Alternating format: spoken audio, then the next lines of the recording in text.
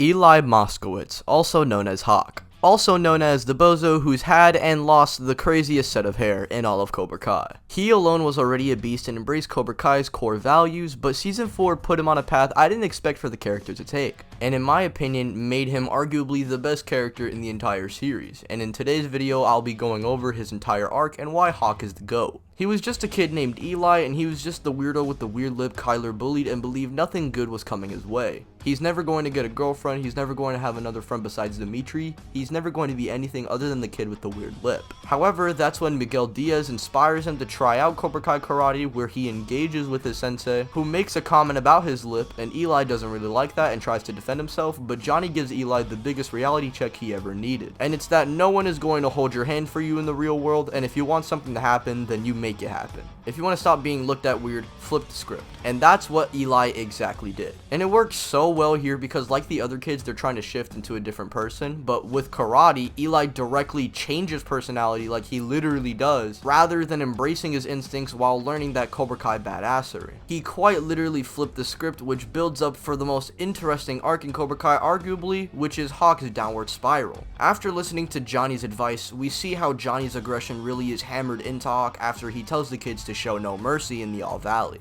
Hawk takes this advice exactly how the kids in the 80s did, breaking Robbie's arm and getting disqualified. Afterwards, he learned about Robbie being Johnny's son and thinks Johnny was just giving him shit for hitting his son, and when Kreese comes into play, who helps Hawk spiral down like how he did with Johnny, Hawk would go on to lose to Miyagi-Do and even tries attacking his best friend, yet he doesn't give a shit about any of that because of the fact that Cobra Kai lost. He felt empty and useless, the same way he felt when he was Eli. The same way Kreese felt when he was tripped by a bunch of assholes in the restaurant. And to ensure that he must strike back, Kreese tells him that defeat does not exist. And this leads into him stealing the Medal of Honor, which is one of the big no-nos Hawk commits, and this is where I'd say Hawk really starts digging a grave for himself. He gets embarrassed at the house party, and less than 24 hours later, he gets dunked on by the same dude who embarrassed him.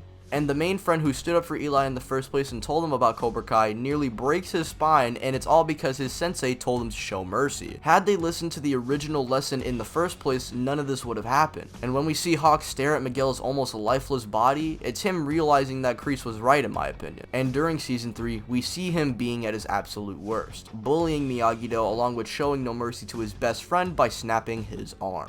This was the action that caused Hawk to set back, as now he's slowly realizing the person he's turning into. At first it was just little things and, Cobra Kai was actually helping him, but now he's not so sure. And Miguel and Johnny both try to reach out to Hawk, which almost works, but it's like Kreese's manipulation keeps coming back into his mind.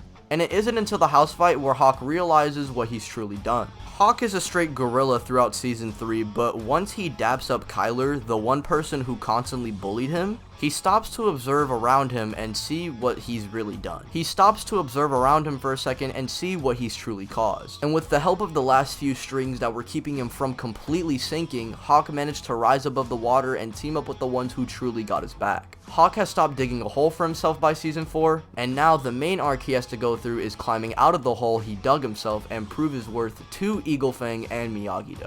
Johnny and Daniel completely shit on him throughout the first episode, but despite this, Hawk wants to build a bridge to redeem himself. And he does this by building a literal bridge for Miyagi-Do and Eagle Fang to train on, which is a little nice symbol tying into Hawk's whole arc. He even gets his hair purple, showing that right now Hawk is feeling like he's in his prime, being the best of both worlds, because he had blue and then he had red. And things are looking pretty good for Hawk. But that is until Cobra Kai finally strikes back for Hawk betraying them. And they do this by removing the one thing that defined who he was, his mohawk.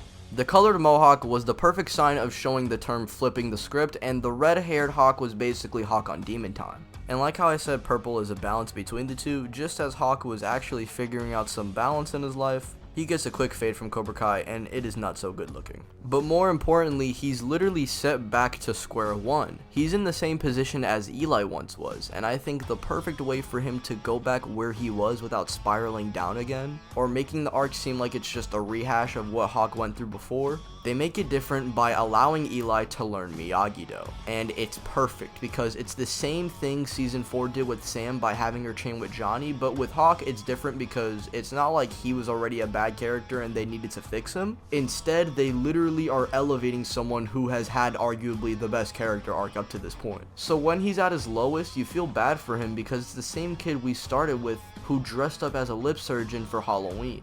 Yet now, instead of having too much confidence, he lost the most of it he's ever had. And I love this for Hawk because every single time Hawk takes an L, he somehow always strikes back.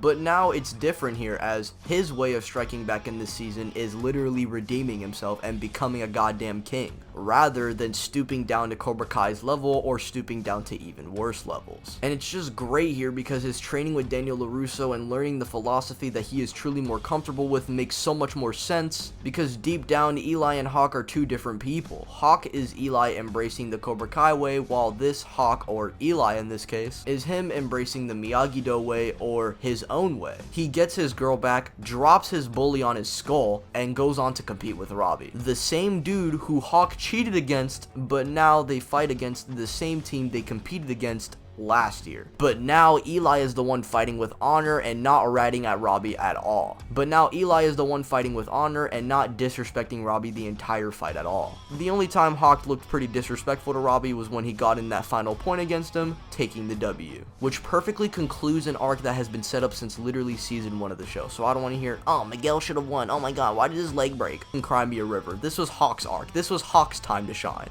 He's had his uprise, he's had his downward spiral, and now he's finally redeemed himself. After 4 seasons, Eli/Hawk and his powerful character arc has come to a conclusion. Oh my god. Honestly, I don't even know what the fuck I'm gonna title this video. Like, what do I call? What do I even call it? Why Eli is the GOAT? Why Hawk is the GOAT? What name do I use? Do I use Eli/Hawk? Hawk/Eli? What do I do? But what I do know is that Hawk is the GOAT, and I spent 10 minutes literally rambling about why he's cool. So I think I'm just gonna stop and, stop the video here. Let me know what videos you want me to do in the future, and I'll see you guys later.